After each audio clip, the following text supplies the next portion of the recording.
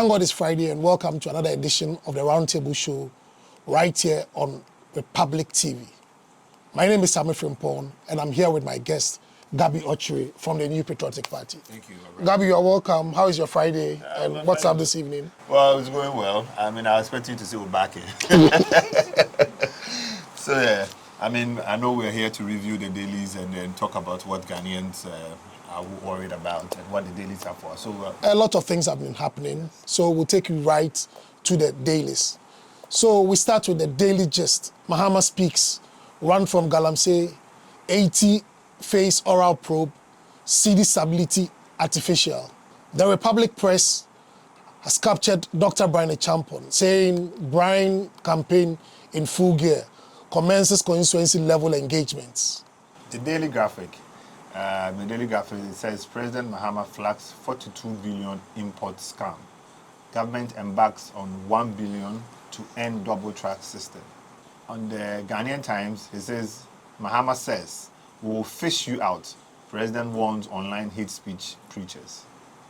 And also with the Ghanaian publisher, John Mahama's Galamsey U10 group slams poster. So, Gabi, the conversation starts. There's been this conversation about galamsey. You know, galamsey has so many legs. It has a political leg, it has an environmental leg, it has an economic leg. The NDC made a lot of political capital out of this galamsey menace. Yeah. I mean, they challenged Akufo-Addo, who one time put his presidency on the line. People were even calling for his resignation when they felt that the solutions to the galamsey menace were not forthcoming. Fast forward, President Mahama, addressing the media recently, stated that declaring a state of emergency is not an immediate option. But before the elections, people connected to his campaign promised that government was going to introduce a state of emergency or declare a state of emergency as one of the solutions for this galamsey menace. Today, the president seems to be backtracking. He seems to be making a U-turn and he's got people talking.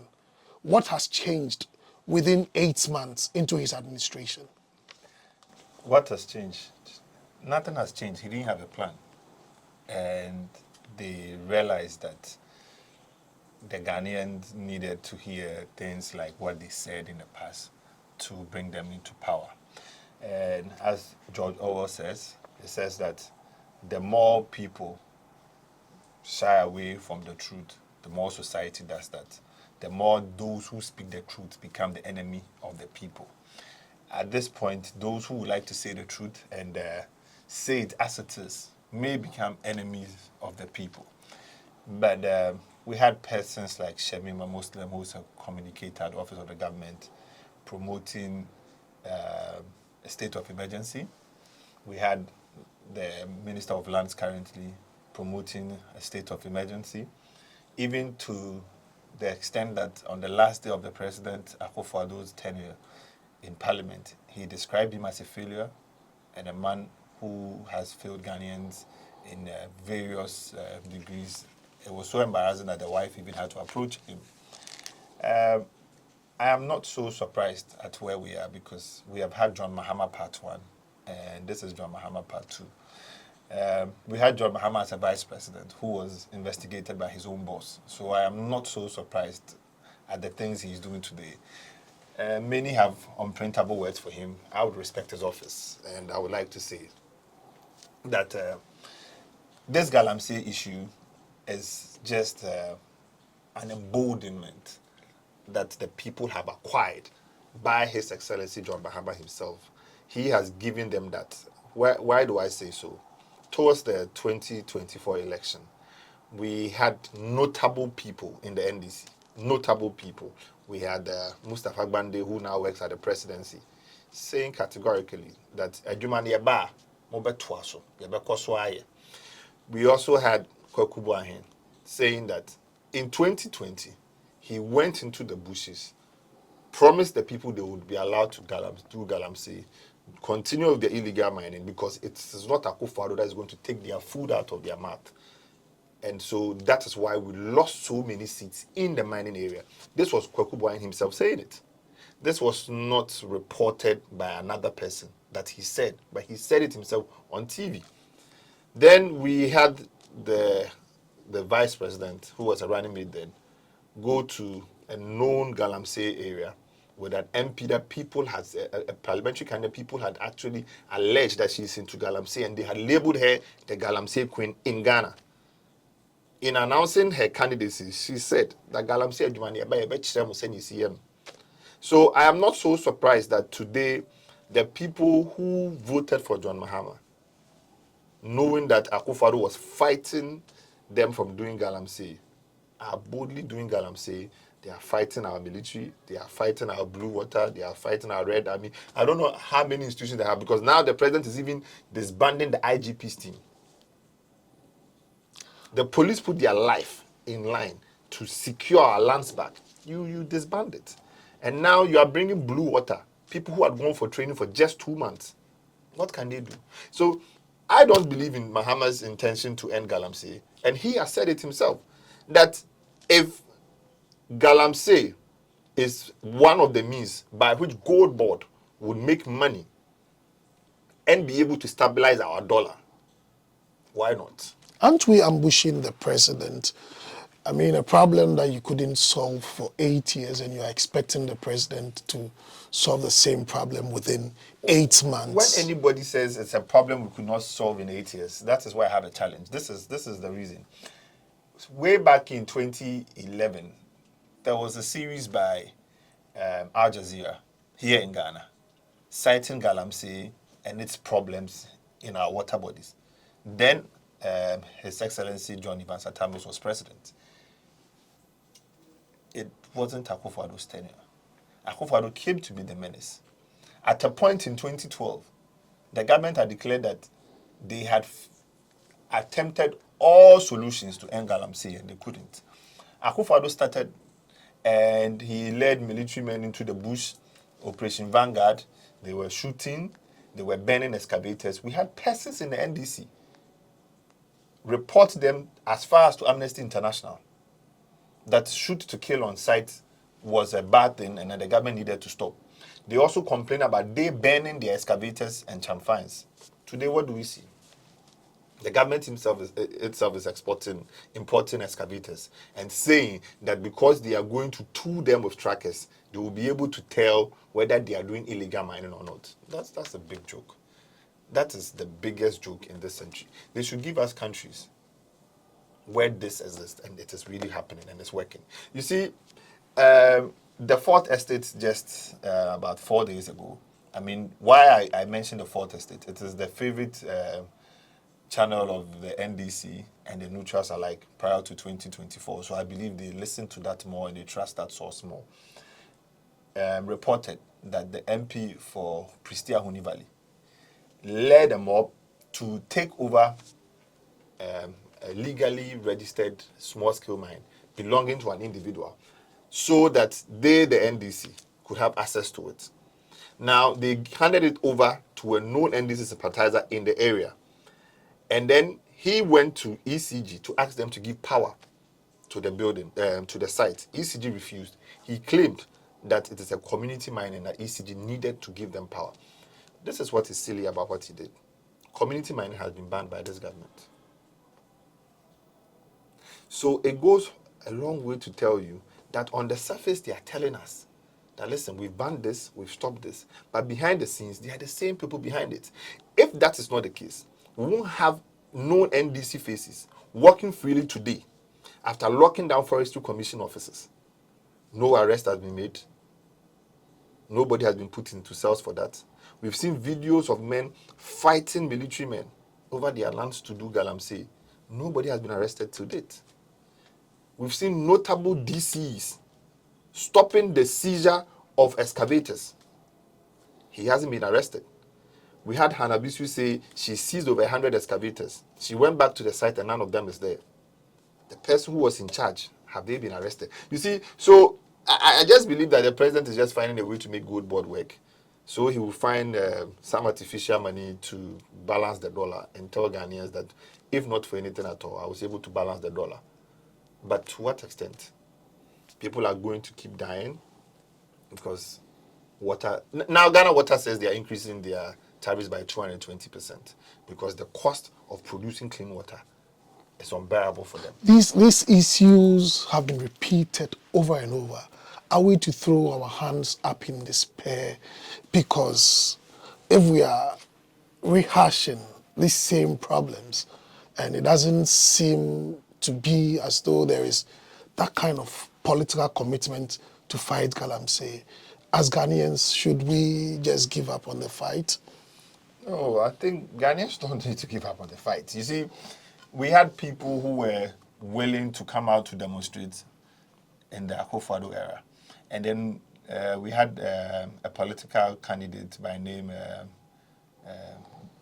Nana Bediako saying that he believes that the demonstrations are all politically motivated and there are political handlings in there and that the real issues are not being said and that the Akufo-Addo government is doing their best to end galamsey.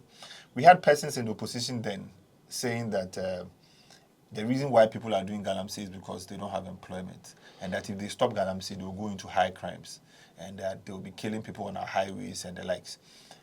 This government came into power and has sacked almost about 50,000 workers have lost their jobs because they've sacked them. Maybe that's the reason why galamsey is high. Per their own conclusion, maybe. That is why galamsey is high. So they know what to do. Akufo-Addo did his best. He couldn't finish it. They've had the chance. They are doing worse. So September 21st is coming.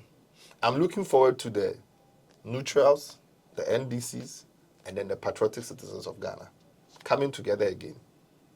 Match and prove that, yes, they care about our environment, they care about Ghana at large. Now, you see, the problems that are happening, to an extent, it is not for a few to suffer, but we all to suffer. Now, everybody is going to suffer the water issue. Have you also read in the dailies that the biggest cashew processor in Ghana is moving to Ivory Coast this year? Because of galamsey issues. Obviously. In fact, there's a lot more to say on galamsey, but I would like us to look at a story in the Ghanaian Times where the president has vowed to fish out erring social media players, if I should say. He stated at the Meet the Press that they will be tracking IP address of people and then they will be locating them and apprehending them. Abonya was in court today for, if I should say, a similar offense. And the case has been adjourned to next week, Friday, September 19th. In the spirit of our Constitution, the Constitution grants us the right to privacy and also the right to freedom of expression.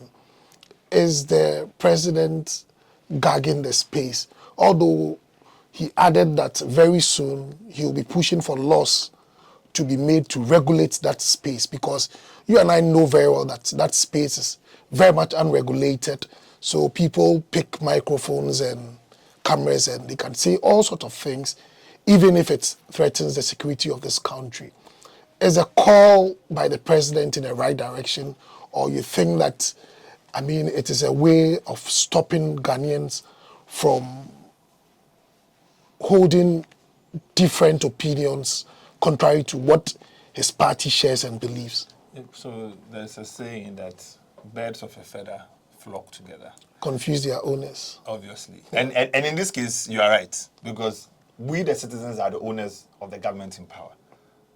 Now, the government is for the people, by the people. So basically, they are there because of us, and so they are for us.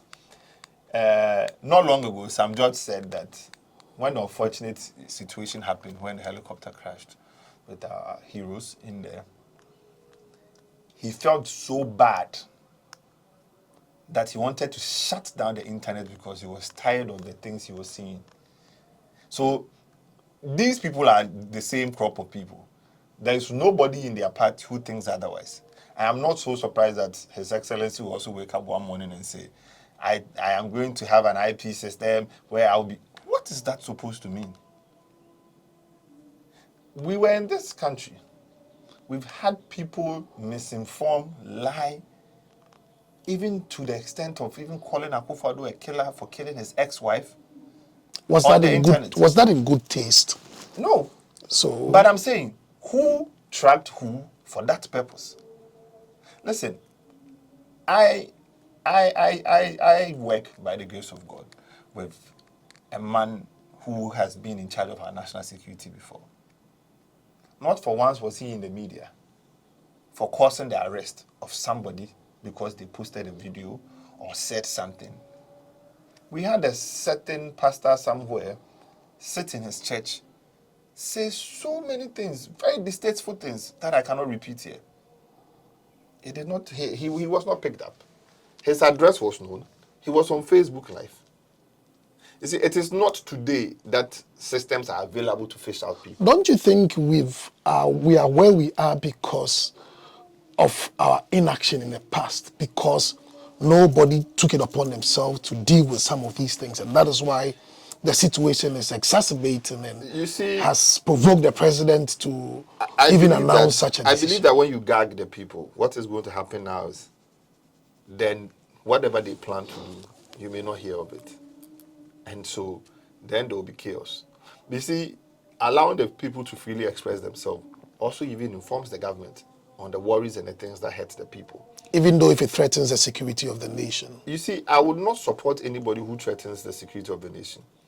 But saying your mind and calling people by names you think they are should not call for an arrest or tracking of your IP. Now, I'll give an example. When we were in power in between 2016 and 2024, many knew A. Sankoma as somebody who was heavily biased towards the MPP. He went to court to prove that you can insult the president, and there's nothing wrong with that. Under his own friend's presidency, Akufo-Addo. And so he supported people who, when they were angry, they could call Akufo-Addo all sorts of names. And he was willing to defend them in court if they were arrested.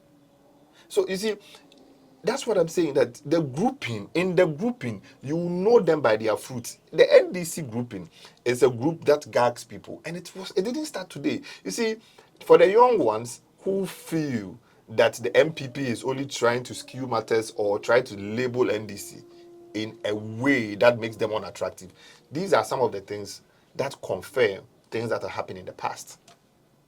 NDC Part 1, starting from PNDC under His Excellency Jerry John Rawlings. You could not speak your mind at home, even in your own house. Because if someone was bold enough to report it, you'll be arrested. You could not go on radio to say your mind. You could not complain.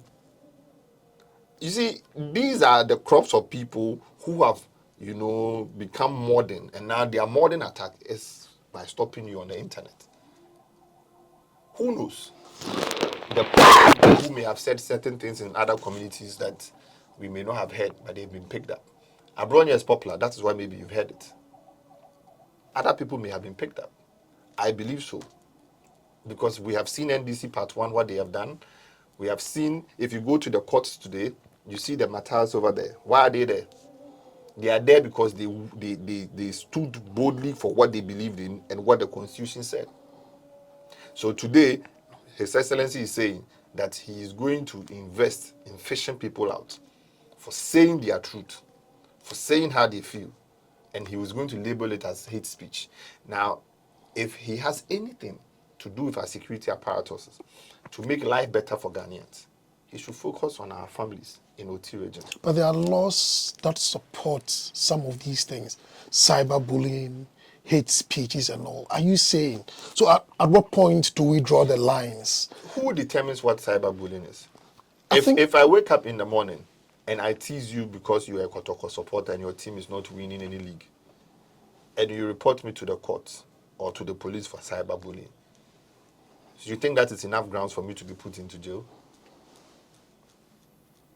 You see, we are acting as if we were created for the laws and not the laws for us. The laws in this country were created for the people. The people were not created for the laws. So at any point in time, when the law has to work, there has to be reasoning. You cannot wake up one morning and say, I am arresting people for saying Mahama is a failure.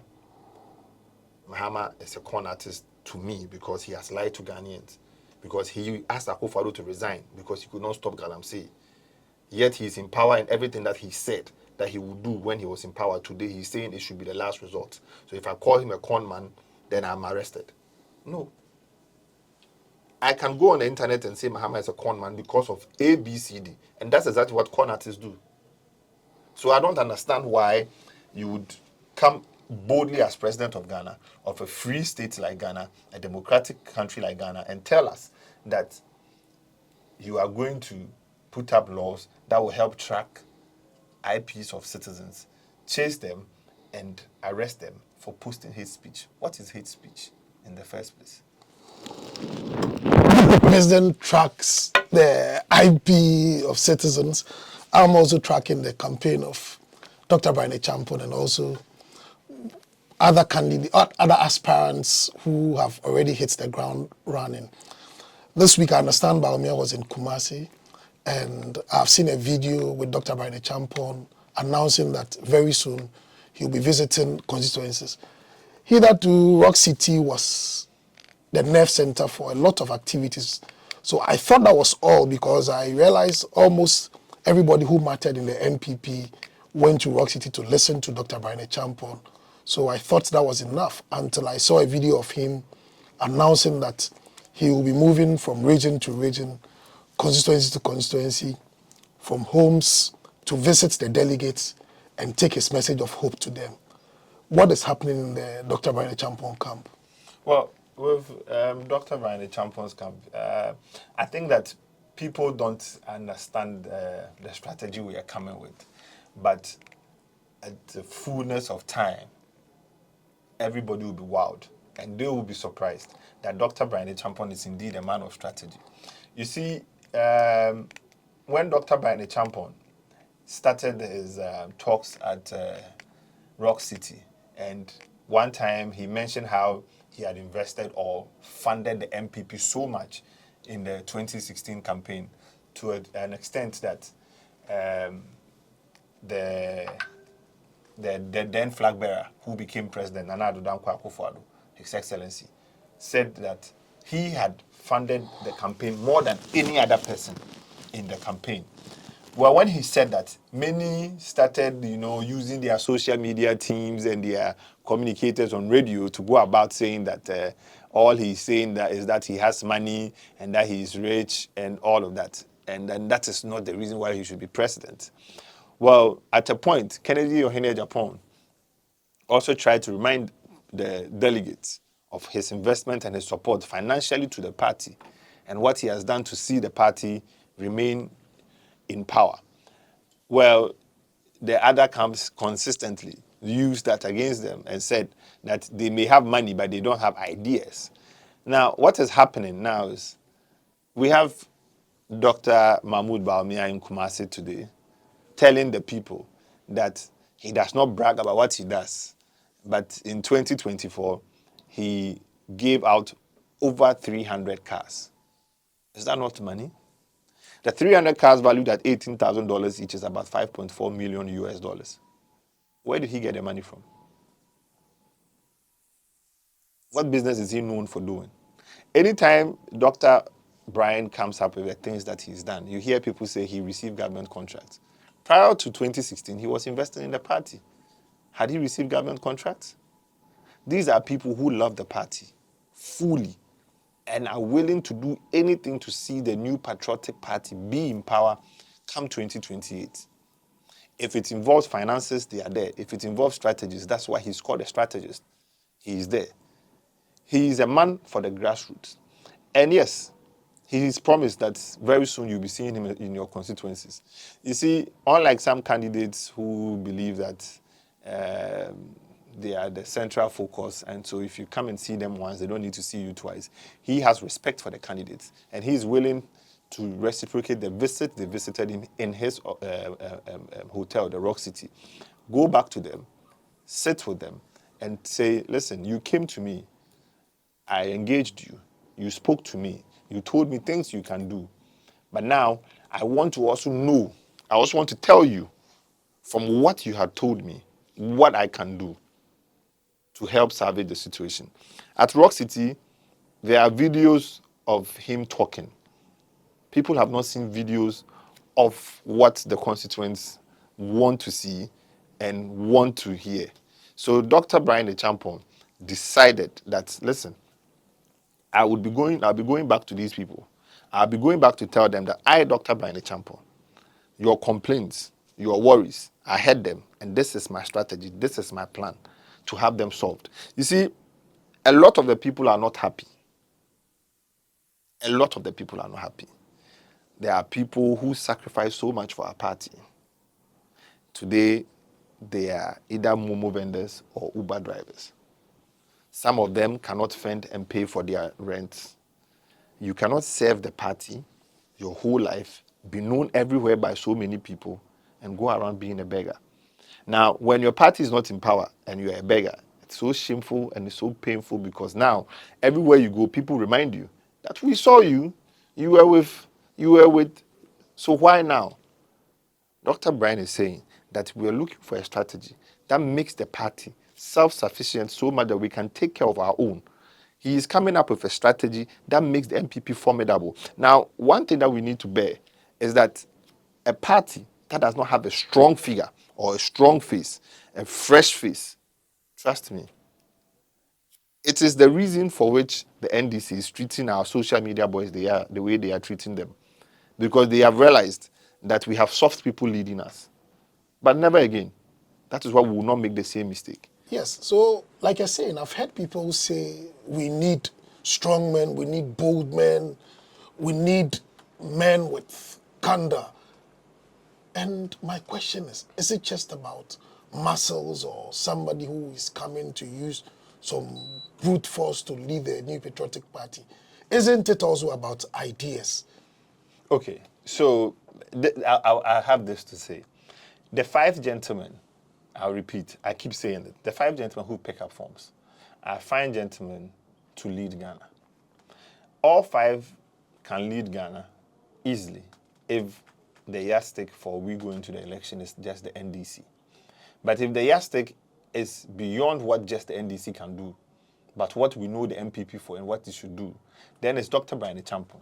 But in this particular race and contest that we are going for, it is more about giving the party or the delegates a sense of hope, and people who were not interested in voting in 2024 to feel and know that yes, there's some form of leadership and there's someone they can trust. Now, the previous contender has refused to accept blame for our loss.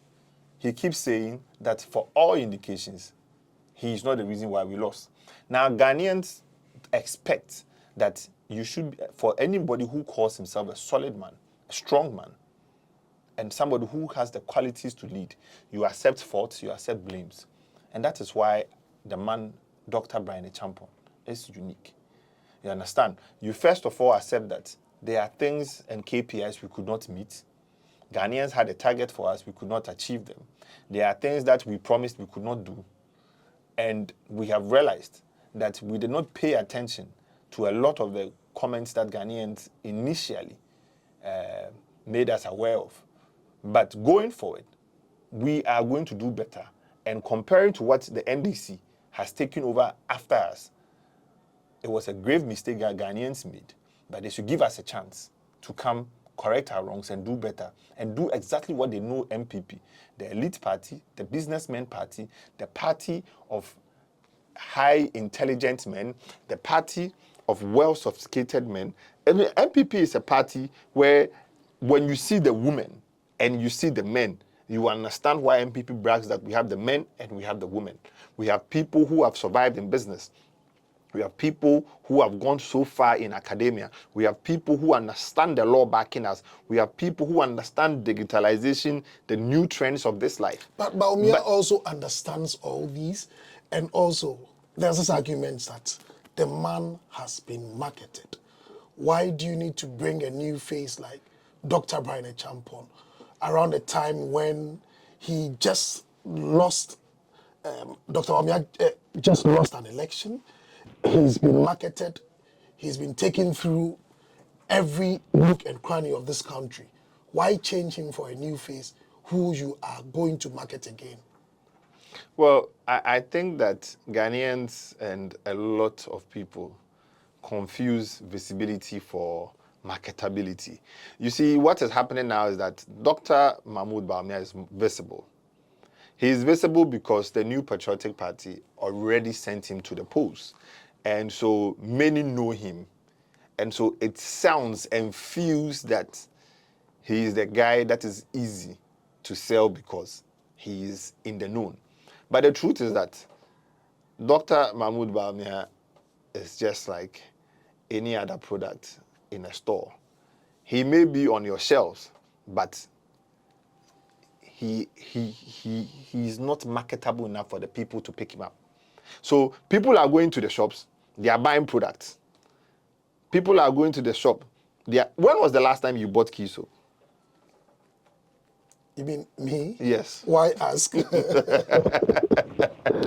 Why ask? It is a very visible product. Yes. It is well known by every single Ghanaian. But when was the last time you bought key soap? I wouldn't like to advertise, but I recently bought key soap. You know what is also funny? Every Ghanaian calls our washing detergents by a brand name. When was the last time you bought that brand name? So you see, that is exactly what Dr. Mahmoud Bawumia is. He is a brand name that is popular, but nobody is buying him. And so let's not lie to ourselves. We are not going to send Bawumia into 2028.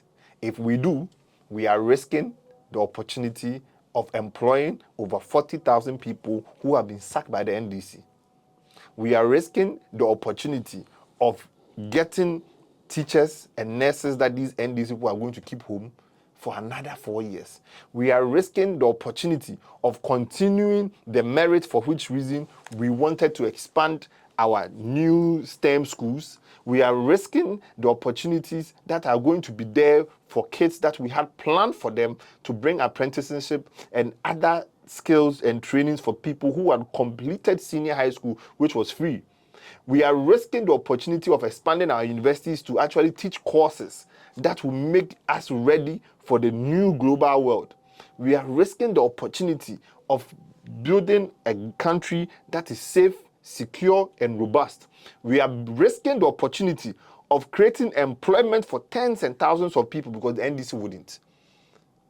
Bringing Dr. Mahmoud Bawumia into 2028 means we are giving NDC another chance. We are giving NDC another chance because we brought this product. Our own people stayed home and did not vote. Our own people stayed home and did not vote. Why are we counting on the failure of the NDC to bring in a candidate? Rather, hoping that NDC may do their part, but our candidate that we would bring would be more attractive, more resourceful, more needed by the Ghanaians, so he would scale through the election, become president, and effectively bring the development in freedom that the MPP has been tooting, has been shouting, screaming that they need it in Ghana. Listen, we cannot take this risk. Anytime you speak on facts, the people in that camp skew it and then try to, create an impression that you are going against them. Recently, they were on the necks of Dr. Brian Champon. And now we are hearing them do the same things. Now they are going about talking about cars that they have bought before. Now they are going about talking about help that they've helped people. I was listening to Chairman Untumi at the Ashanti Region campaign, and he was talking about how he suffered at the EOCO cells. He saw ghosts. And he nearly died. Yes. I mean, he was dead already until Dr. Brian Champon made available funds to secure his bail. That is the reason why I support Dr. Brian Champon. And that is the reason why I will entreat every other Ghanaian to support Dr. Brian Champon. He is not selfish. He is not for himself. He knew, and it has always been in the known, that Dr. Mahmoud Bawumia, one of his major supporters in this country, is Chairman Untumi. And he knew Chairman Untumi will not change his mind to come and work for him. He will not come and throw his support to him. Chairman Untumi will speak to people to even vote against him. But he felt and understood what leadership is. That if Chairman Wontumi is kept in the EOCO cells, what that means for the MPP is a weaker base. Fear mongering would actually surface, it will survive in the party, and if a whole Chairman Wontumi has been locked up, then who, I mean, like in Chairman Wontumi's own word, whom am I? Do you understand? So he did this for the party. And I keep saying, Dr. Brian Champon is that person who is forcing all of us to look at the elephant. He's forcing all of us to focus on the elephant. His focus is the elephant and not himself. I mean, he has a track record. Look at what he did in the Eastern region. Let's be sincere. Every single MP that Dr. Brian Champon supported financially, where are they? Are they in his office supporting him? He knew where they belong, but he didn't look into that. He realized that if we go to parliament with 50 people, even the 80, we are looking useless. Even the 80, we are looking useless. So he actually had to invest in over 20 other MPs, 1 million cedis each for everybody, so they could campaign, match the NDC boot for boot. Today they are in parliament, they are not supporting him. And not for once has he used that against any of them. Not for once has he stood on any platform to say, hey, ABCD, me boao, ombe supporting me, me show, and I may you say. And so I would entreat the MPP supporters. Listen, if Dr. Mahmoud Bawumia becomes a flag bearer, the camp of Kennedy Ohene Japan will go against him. If Kennedy Ohene Japan becomes flag bearer, the camp of Dr. Mahmoud Bawumia will also go against him. But when Dr. Brian Champon becomes our flag bearer, both bases have no choice and have no chance to go against him, because he is a friend of all, a supporter of everybody, and an enemy of none. In 1 minute, what will you tell delegates who are expecting Dr. Brian Champon in their constituencies from next week? They should be expecting answers to their worries. They should be expecting solutions to the party, and they should be expecting brilliant and bold solutions when he becomes president. He is not only going there to talk to them as a candidate, a flag bearer hopeful, but he will be talking to them as a presidential candidate. He will be telling them exactly what he will do for Ghana at large. His interest is in the education, his interest is in innovation, interest in industries, and also number one priority for him as a philanthropist is to make sure healthcare reaches everybody in Ghana. All too soon, we've come to another exciting edition of the Roundtable Show right here on Republic TV.